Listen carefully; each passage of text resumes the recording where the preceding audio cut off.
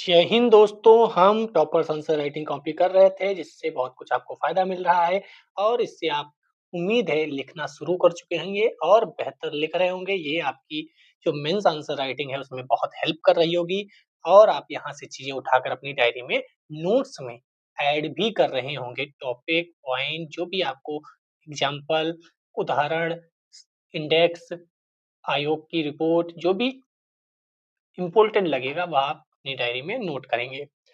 GS 2 की copy है जिसके अंतर्गत शासन व्यवस्था, संविधान शासन प्रणाली, सामाजिक न्याय, अंतर्राष्ट्रीय संबंध यानी कि पॉलिटी, गवर्नेंस, सोशल जस्टिस और आईआर जैसे सब्जेक्ट हैं, ठीक है? एक लोकतांत्रिक देश में दबाव समूहों की भूमिका पर प्रकाश डालिए। आपने दबाव समूह नामक टॉपिक पढ़ा होगा, अवश्य पढ़ा होगा। साथ ही भारत और विकसित देशों में दबाव समूहों के मध्य अंतर बताओ। भारत में दबाव समूह कैसे काम करते हैं और विकसित देशों में कैसे काम करते हैं। पहले तो दबाव समूह देख लेते हैं। दबाव समूह एक सक्रिय संगठित समूह होता है जो अपने हितों, सदस्यों व उद्देश्यों की रक्षा के लिए सरकार, संसद, अफसरों पर विविध तरीकों से प्रभाव डालने का प्रयास करता है। जैसे आप बात करें फिक्की, तो फिक्की एक दबाव समूह है। सीआईआई की बात करें, किसान संघ जो होते हैं, अगर मान लो धान की खरीद अच्छी नहीं हो रही है, तो किसान संघ जो है वह प्रोटेस्ट करेगा या विरोध करेगा उन चीजों का जो गलत चल रही है, सरकार उनकी बातों को सुनकर उस पर अमल करेगी।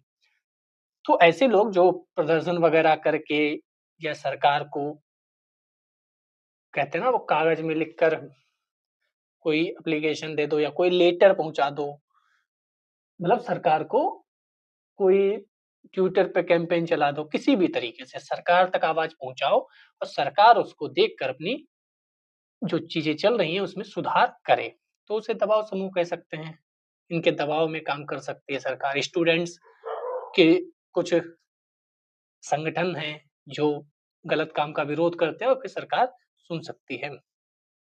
लोकतांत्रिक देश में इनकी भूमिका क्या है? तो पहला तो राजनीतिक प्रतिनिधित्व, जिसे public union for civil liberty द्वारा अधिकारों के प्रति जन जागरूकता फैलाना, जागरूकता फैलाते हैं।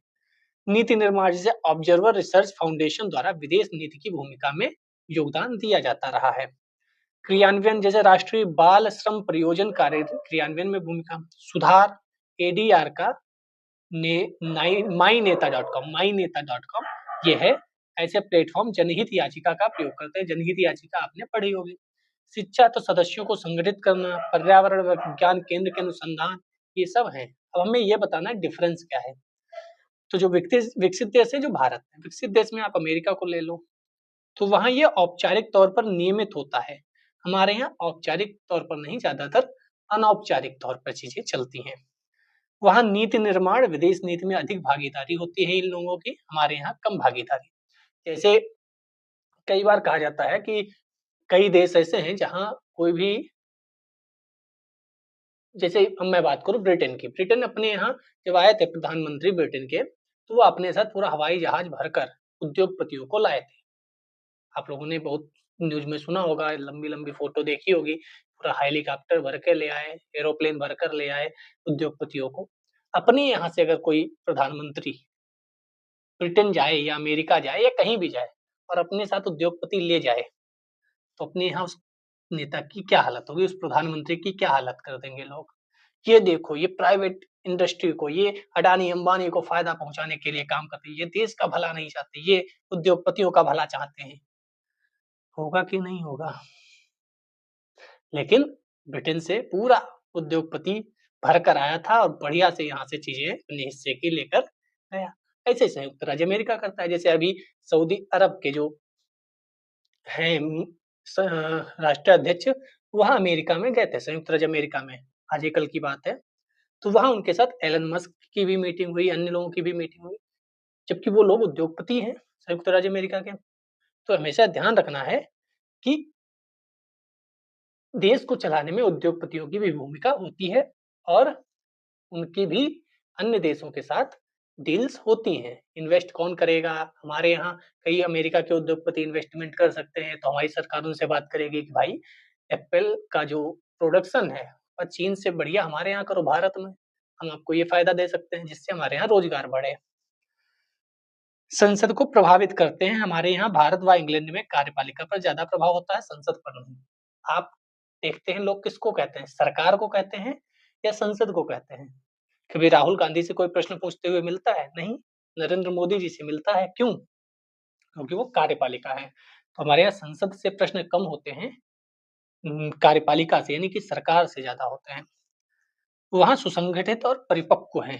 हमारे यहाँ केवल फिक्की की बात करें तो उनको छोड़ दें तो अनौपचारिक है। फिक्की फिक्की किसका समूह है बताइए जरा कमेंट सेक्शन में। फिक्की और कब बना था? ये क्वेश्चन एग्जाम्स में पूछा जा चुका है। फिक्की कब बना था और किसका समूह है? लॉबिंग वैध, हमारे यहाँ वैध। वैध लॉबिंग का मतलब क्या है?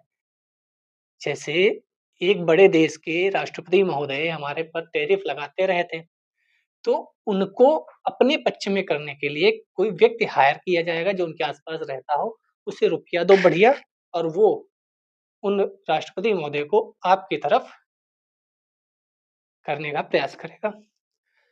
ऐसे हर देश करते हैं। इसको कहते हैं लॉबी, फील्डिंग सेट करना। भाई बात करो राष्ट्रपति महोदय से, हमारे देश का भी कुछ देखें, ऐसे कैसे चल सकता है? क्योंकि हम लोग उनसे बात नहीं कर सकते। हम लोग मतलब जो हम दूर लोग हैं, जो आस-पास होगा वही कोई न कोई होगा जो उनको समझा सकता है। तो ये वैध है वहाँ, अपने यहाँ वैध नहीं है, ठीक है? इस प्रकार पश्चिम में ये संगठन अधिक परिष्कृत है। भारत में भी जन जागरूकता आदि के द्वारा इस स्तर पर प्रयास की ज़रूरत है। जैसे अमेरिका, संयुक्त राज्य अमेरिका में हर उद्योगपति किसी न किसी को सपोर्ट करता है। जैसे ट्रम्प महोदय आए तो एलन मस्क ने खूब पैसा दिया। खुला है, सबको पता है कि चुनाव में पैसा लगता है, ये उद्योगपति ने इन्हें पैसा दिया। हमारे यहाँ वो अंबानी अडानी, अंबानी अडानी। एक बार आदमी नहीं पूछता कि भाई साहब आप कैसे चल रहे हो? आपको भी तो फंडिंग मिलती है कहीं न कहीं से। तो हर उद्योगपति किसी न किसी को फंड देता है जिससे उसका व्यवहार अच्छा होता है। ये कोई नई बात नहीं है, हर देश में लगभग होता है। लेकिन आपके यहाँ थोड़ा इमोशनल लोग हैं, उन्हें थोड़ा-सा बहकाना आसान होता है, ठीक है? बाकी आप संयुक्त राज्य अमेरिका देखेंगे तो एलन मस्क को उठाकर एक मंत्रालय टाइप में हेड बना दिया था। अपने यहाँ किसी उद्योगपति को बना के देखो, वो पूरब से पश्चिम तक, उत्तर से दक्षिण तक मार रैलियों में रैली हो जाएँगी कि भैया देखो उद्योगपति को बना दिया, उद्योगपति को बना दिया, उद्योग भाई, हर देश में कुछ ऐसी चीज़ें होती हैं जिसको आपको समझना पड़ेगा। आपको भी फंडिंग मिलती है, जब आपकी सरकार थी तो 85% लगभग फंडिंग आपको मिल सकती थी। अभी भाजपा की है तो उसको ज़्यादा फंडिंग मिल सकती है। तो पढ़े-लिखे लोगों को ये समझना चाहिए कम से कम कि अच्छा-अच्छा ये कोई नई बात नहीं है, जिसकी सरकार उसकी फंडिंग, ठीक है? क्योंकि उससे काम मिल सकता है।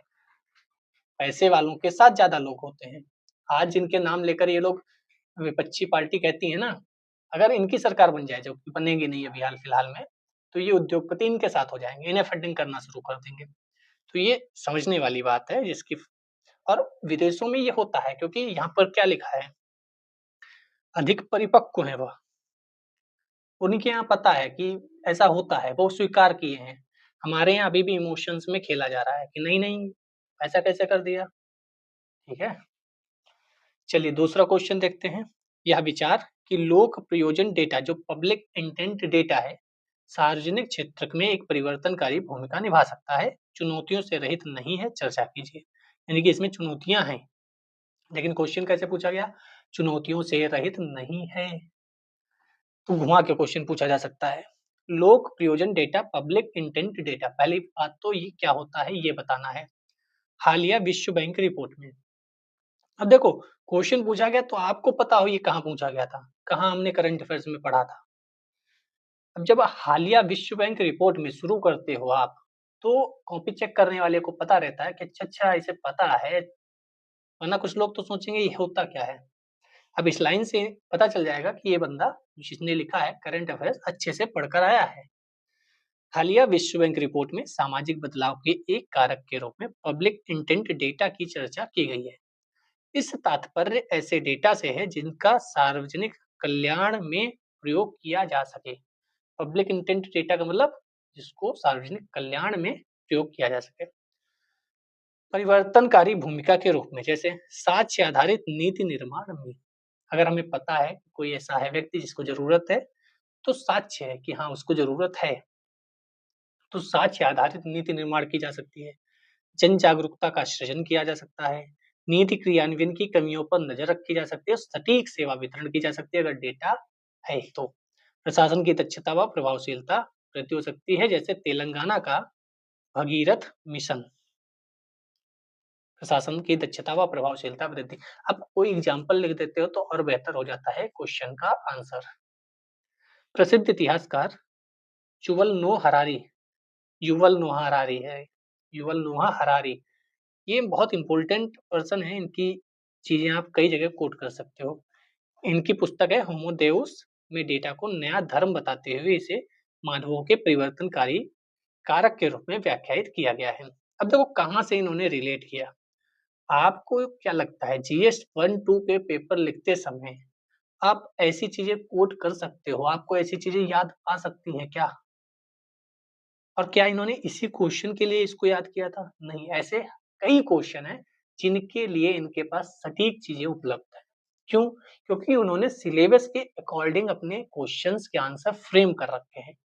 इन्हें पता है कि अगर आप महिलाओं पे क्वेश्चन पूछोगे तो मेरे पास ये इंडेक्स हैं, ये डेटा है, ये बड़े लोगों के द्वारा कही बातें हैं, ये मेरे पास आयोग की रिपोर्ट है, ये मेरे पास बुक है, ये 4-5 पंक्तियां हैं, ये एक शेर है। अब कौन-सा क्वेश्चन वुमेन्स पे आता है और मैं उसको कैसे लिखूँगा जिससे मैं इनमें से कुछ चीज़ें उसमें यूज़ कर सकूँ। इतना दिमाग लगाकर पहले से तैयार होना पड़ता है। अगर आप इतना तैयार हो कि अगर अच्छा क्वेश्चन स्टूडेंट को पूछा गया, तो मेरे पास इतना मटेरियल है, मैं इन्हीं में से कुछ ना कुछ करके पूरा आंसर फ्रेम करूँगा। अगर एस्से इस पर पूछा गया, तो मैं इतनी मटेरियल में से कुछ यूज़ करूँगा। तो मटेरियल सब कुछ है आपके पास, डिपेंड करता है क्वेश्चन क्या है, फिर आप उसको यूज़ करेंगे।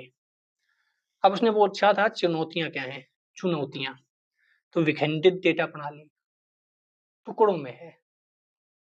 प्रभावी डेटा संरक्षण कानून, डेटा लीक हो गया, कभी व्हाट्सएप का, कभी मेटा का, कभी फेसबुक का, तो जब उनका हो सकता है तो यहाँ भी डेटा लीक हो सकता है। तो डेटा का संरक्षण का कानून बने कि मेरा डेटा सुरक्षित है। डेटा विश्लेषण की तकनीक, डेटा तो इकट्ठा हो गया, अब उसे विश्लेषित कैसे करोगे, एनालाइज कैसे करोगे? इतना डेटा है, करोड़ों में डेटा होगा ना, उसको भी एनालाइज करना।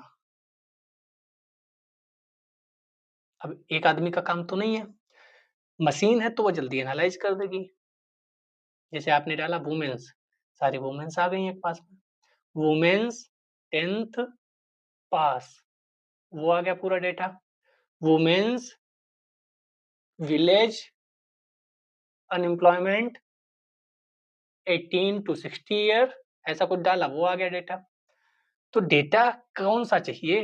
वो पूरा अच्छे से लिखा हो और उसमें फिर अच्छे से एनालाइज़ किया हो और सब मतलब ढंग से काम हो। कुशल कार्मिकों, तकनीकी जानकारों का अभाव, जो मैंने बोला अभी, टेक्नोलॉजी की जानकार नहीं है, स्किल्ड लोग नहीं है, डेटा को एनालाइज़ करने वाले और जागरूकता का अभाव। डेटा कैसे आप एकत्र कर रहे हो ये भी है। आप किसी घर में गए, मैं यहाँ से आया हूँ, आपका डेटा मुझे चाहिए, नाम लिखवाओ। आदमी डर जाता है, भैया कौन आ गया नाम लिखने? क्यों बताऊँ मैं? कुछ लोग ऐसे भी होते हैं जो गलत बता देते हैं, उन्हें लगता है पता नहीं कौन है। वो बताता है, मैं ये हूँ, अपना आईडी दिखाता है, लेकिन इतना फ्रॉड हो चुका है कि लोग बताना ही नहीं चाहते। भैया फर्जी नाम बता दो। तो आप कितना अच्छा डेटा कलेक्ट किए हो वो भी इम्पोर्टेंट है। अतः उपयुक्त चुनौतियों की राह को बीएन श्री कृष्ण समिति, अब देखो ये समिति भी आ गई। अब इनकी ऐसी कितनी समिति याद होंगी? क्योंकि इन्हें थोड़ी पता था यही क्वेश्चन आएगा और ये समिति याद कर लो। ऐसी कई समितियाँ याद की हैं इन्होंने। इनकी सिफारिश को लागू कर विभिन्न वैज्ञानिक मिशनों के प्रभावी प्रयोग, कौशल विकास, जन जागरूकता द्वारा आसान बनाकर काबू पाया जा सकता है। अब आप कहोगे सर इतना क्वेश्चन, इतना समिति कैसे क्या होगा? तो अधिकतर जो मेंस में क्वेश्चन होते हैं वो करंट अफेयर्स के आस इधर-उधर भी होते हैं, जैसे जीएस 3 है, जीएस 2 है। कई क्वेश्चन करंट अफेयर्स से आते हैं। तो आप करंट अफेयर्स को एडिटोरियल जो है, वो पढ़ना अच्छे से शुरू करिए, वहाँ से चीज़ें आपको मिलेंगी। समझ रहे हो? जैसे आज कोई डेटा पे था एडिटोरियल, तो उसमें से आपको बहुत कुछ निकल सकता है। आप उसको शॉर्ट नोट्स बनाओ, शॉर्ट नोट्स लेकिन सब नहीं लिखना है, short notes, very short notes. Editorial mains में बहुत काम आते हैं। मैं तो कहता हूँ कि न्यूज़पेपर प्रीलिम्स से ज़्यादा मेंस में काम आता है, इंटरव्यू में काम आता है। अगर आप एडिटोरियल से मेंस की तैयारी नहीं कर रहे हो, तो आप गलत कर रहे हो। एडिटोरियल पढ़ना शुरू करिए और अपने आप पढ़िए। 2 महीने भले यूट्यूब से देखिए साथ में, फिर आपकी आदत पड़ जाएगी, पढ़ना शुरू कर दोगे। 2 महीने लगेगा कि यार कैसे पढ़ा जाए, इंग्लिश है। 2 महीने यूट्यूब के साथ पढ़ो, फिर अपना पढ़ना शुरू करो।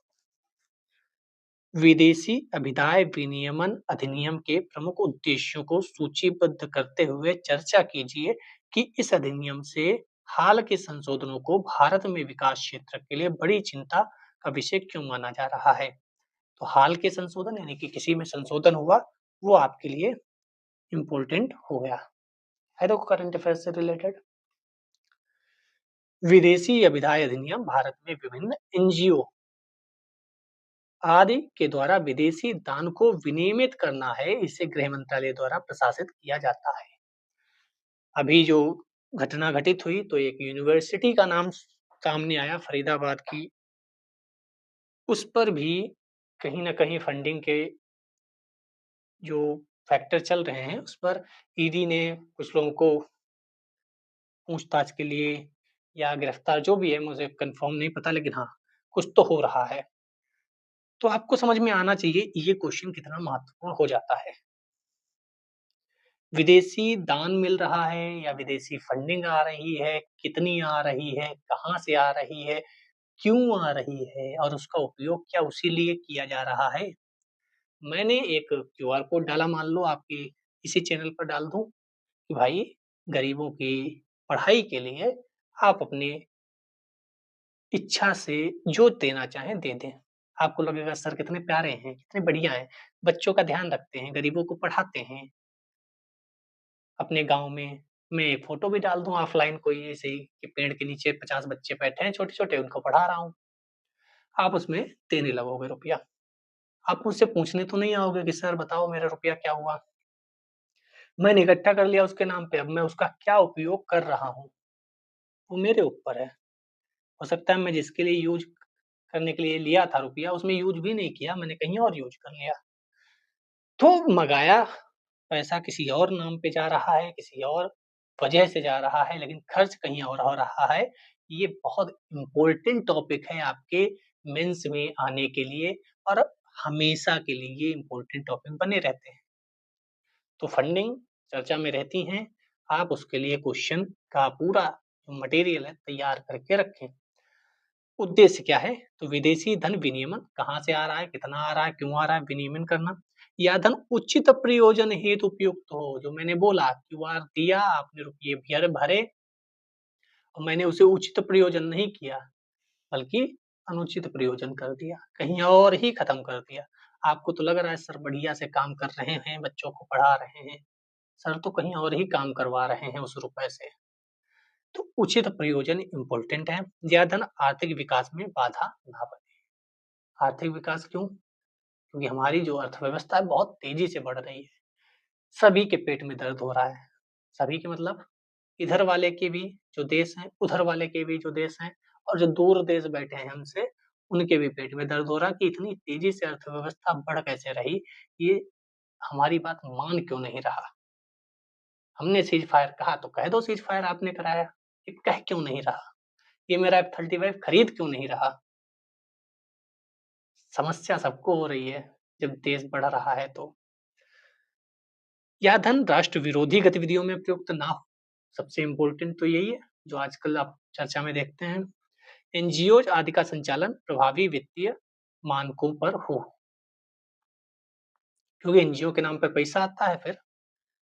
हालिया संशोधन, लोक सेवक आदि को धन लेने पर रोक। आपके लिए भी ये पॉइंट है, अगर आप आईएएस बनते हैं, अगर क्या बन ही जाएँगे आईएएस मेहनत करेंगे तो। आईपीएस तो लोक सेवक को धन लेने पर रोक लग गई।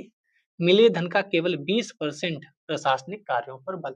जैसे मैंने आपसे क्यूआर में से रुपए मंगवाए, आप लोगों ने बहुत प्यार दिया, 5 लाख क्यों करें, 5 करोड़। 5 करोड़ रुपया बढ़िया से मेरे अकाउंट में डाल दिया। मैंने कहा बहुत बढ़िया, इतना रुपया डाला है तो बच्चों का कर तो देना ही चाहिए कुछ भला। मैंने 1 लाख रुपए बच्चों की पढ़ाई पे इन्वेस्ट किए और उसका फ़ोटो बढ़िया से यूट्यूब पे दिखा दिया कि देखो आपके पैसों से मैंने बहुत बढ़िया काम कर दिया। अब आपको बताया थोड़ी 1 लाख लगाया। बाकी सब हम जो 2-4 लोग इस काम में शामिल हैं, उन्होंने आपस में बाँट लिया। तो ऐसा ना हो, जिस काम के लिए आप ले रहे हो ना, उस काम को खर्च करने में लगाओ, ना कि सैलरी देने में। तो केवल 20% ही प्रशासनिक कार्यों में यानी कि सैलरी वगैरह या स्टेशनरी वगैरह या जो भी प्रशासन का काम है उसमें खत्म करो, बाकी जिस उद्देश्य से लिए हो उस उद्देश्य में लगाओ। रिग्रेंटिंग पर रोक, अब ये क्या भला है? तो इसको आप गूगल करके देखिएगा, ये इम्पोर्टेंट वर्ड है इसीलिए इंग्लिश में लिखा हुआ है। आपको ध्यान दिया आपने कि इंग्लिश में क्यों है, बाकी सब तो हिंदी में है। गूगल करना अभी नहीं बात को। धन केवल दिल्ली की स्टेट बैंक शाखा में ही मंगाओ। ऐसा नहीं किसी भी इधर-उधर किसी भी बैंक में मंगा लिया। सिर्फ दिल्ली की स्टेट बैंक शाखा में मंगाएँगे आप, जिससे दिल्ली में है और एक ही जगह है, तो चेक करना आसान रहेगा, ठीक है? जैसे कोई बुक वगैरह होती है तो उसमें लिखा होता है कि कोई भी अगर दिक्कत है तो इस जगह ही उसकी सुनवाई होगी। वैसे ही आप दिल्ली की बैंक में ही मंगाएँगे। सरकार जाँच की समरी ट्रायल के दौरान ही एनजीओ ना धन को निलंबित कर सकती है। धन को निलंबित कर सकती है एनजीओ की ये है। चिंता के विषय क्या हैं? छोटे एनजीओ पर प्रभाव पड़ेगा, रिग्रेटिंग नहीं। शब्द को आप देखेंगे बात को। अनुपालन लागत पर प्रभाव पड़ेगा। बिना पूर्ण जाँच के निलंबन न्याय के सिद्धांत के खिलाफ है। जैसे इन्होंने कहा ना कि एनजीओ के धन को निलंबित कर देंगे यहाँ पे, निलंबित कर देंगे। तो जाँच हो नहीं पाई तो निलंबित क्यों कर दोगे भाई? जाँच करो, गलत है तो निलंबित करो, ऐसा कहा गया। क्योंकि अब आप किसी भी एनजीओ को जिससे आपको परेशानी है, उसको जाँच के दायरे में ले आओगे कि भैया जाँच करो, कहाँ से फंडिंग आ रही है। जैसे ही आपने जाँच करने के लिए बुलाया, तब तक के लिए तो उसका काम ठप ही हो गया ना। तो इसका गलत इस्तेमाल सरकार कर सकती है, ऐसा भी कई लोगों ने इल्ज़ाम लगाया। लेकिन देश विरोधी भी कुछ लोग हैं जो फंडिंग करवाते हैं, तो उनका तो लाना ज़रूरी है। तो आपको इसमें वे फॉरवर्ड वर्ल्ड यानी आगे की राह या आपका विचार यही रखना होगा कि भाई सही से इसका कार्यान्वयन होना चाहिए। प्रशासनिक कार्यों पर कम व्यय उनकी व्यवहार्यता के खिलाफ है। जैसे मान लो मैं एनजीओ में काम कर रहा हूँ, मेरी सैलरी पहले 1 लाख थी, मैं पूरे मन से काम कर रहा था 24 घंटे, कोई दूसरा काम नहीं क्योंकि 1 लाख रुपया मिल रहा है, बहुत है 1 लाख रुपया महीना। कुछ नहीं, पूरी ईमानदारी से भैया 1 लाख दे रहे हैं, पूरी ईमानदारी से काम करेंगे 24 घंटे, घर-बार छोड़ के भी लग गए, दिन-रात 6 घंटे सो रहे। उन्होंने कहा अब भैया 20,000 ही मिलेगा, अब खर्चा तो 20,000 में मेरा नहीं निकलेगा, तो मैं कुछ और भी देखूँगा या तो यहीं कुछ 2 नंबरी का काम करूँगा या कुछ और मेहनत कहीं और कर लूँगा, तो ये डिस्टर्ब हो जाएगा। ऐसा विरोध में लिखना है, आपको नहीं सोचना है कि अरे! ये क्या लिख रहा हूँ या क्या। आपको जब ये पॉइंट्स लिखने हैं कि चिंता के विषय क्या हैं, तो आपको सोचना है कि क्या होंगे हो सकते हैं, तो ये भी विषय हो सकता है। कितना सही, कितना गलत ये सोचा जा सकता है, लेकिन आपको पॉइंट्स लिखने हैं तो कहाँ से लिखोगे? कुछ वर्ष पहले सीबीआई की रिपोर्ट में बताया गया कि 32 लाख एनजीओ में आप समझ रहे हो? कितने एनजीओ हैं? 32 लाख कितने? ये तो मुझे भी नहीं पता था दोस्त। 32 लाख एनजीओ बाप रे! केवल 10% ही वार्षिक रिटर्न दाखिल करते हैं। तो अब आप बताओ शक के दायरे में चीज़ें आएँगी या नहीं आएँगी? 32 लाख एनजीओ हैं, जिसको देखो एनजीओ खोले, लेकिन केवल 10% ही वार्षिक रिटर्न दाखिल करते हैं। इनकी राष्ट्र विरोधी गतिविधियों से जीडीपी को 2 से 3% हानि हुई है। तो जब ऐसी कार्य करेंगे, तो भुगतना तो सबको पड़ेगा। अब सब दायरे में आएँगे। गलती एक करता है, पूरे क्लास को हो सकता है खड़ा कर दिया जाए कि 2 घंटे खड़े रहो। आप खुद ही सोचो भाई 32 लाख एनजीओ हैं, आपको कितने चर्चा में दिखते हैं? कितने न्यूज़पेपर में आते हैं कि फलाने एनजीओ ने फलाने गरीब बच्चों की फ़ायदा किया, कितने एनजीओ का नाम आता है कि फलाने एनजीओ ने फलानी जगह स्वास्थ्य में काम 32 लाख एनजीओ अगर काम करने लगें ढंग से, तो आपको क्या लगता है भारत की तस्वीर बदलती नज़र नहीं आएगी? मुझे तो लगता है भाई बदलती नज़र आनी चाहिए। 32 लाख आप समझ सकते हो? क्या इतने गाँव भी हैं अपने यहाँ? एक जिले में कितने पड़ेंगे औसत अगर 32 लाख एनजीओ हैं? मुझे तो ये डेटा देख के मैं दंग रह गया भाई, कितने एनजीओ हैं? और 10% ही वार्षिक रिटर्न दाखिल करते हैं, तो इसका मतलब है जो बना है नियम, अधिनियम जो हुआ है, बहुत ज़रूरी था और स्टेट बैंक में मँगाओ दिल्ली में, तो बहुत ज़रूरी है। भाई क्यों एनजीओ बनते हैं? क्यों है ये? क्या है काम? कुछ राष्ट्र विरोधी बातें तो नहीं चल रही हैं? बहुत ज़रूरी है भाई, बहुत बढ़िया काम हुआ है और इसको डेटा को यूज़ करना है आपको कहीं न कहीं। अभी ये चाहें तो डेटा आप गूगल से देखो कि सीबीआई की रिपोर्ट कब की है ये, आप इसको यूज़ करिएगा, जहाँ ज़रूरत पड़े। इसीलिए मैं ये करा रहा हूँ कि आप यहाँ से चीज़ें निकाल सकते हो, समझ रहे हो आप? पीवाईक्यू से चीज़ें निकालो, आगे की राह। अब आपको ये लिखना है कि आप क्या बताते हो? अंक-क्षय मानकों में पारदर्शिता हो, पहली बात तो यही भाई पारदर्शिता 10% लोग हो रिटर्न दाखिल करने वाले। सेकंड एआरसी ये बहुत काम आएगी आपको। सेकंड एआरसी के एक-एक लाइन पढ़ लेना, बहुत काम आएगी, बहुत काम। इस अधिनियम को विकेंद्रीकरण हो, सिर्फ़ एक सेंट्रल लेवल पर ना हो, विकेंद्रीकरण भी हो। दूसरा विजय कुमार समिति, ये भी एनजीओ की सभी जानकारी सार्वजनिक की जाए। राष्ट्र के बात होगी तो ज़रूरी है दोस्त, राष्ट्र को तोड़ने के लिए कई देश लगे पड़े हैं।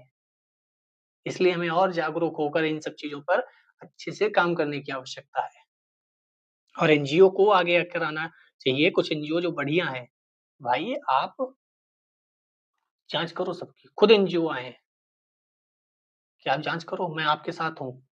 जब एनजीओ निकल कर आगे आएँगे, सरकार को भी आसानी रहेगी उन एनजीओ को पकड़ने में जो गलत काम कर रहे होंगे।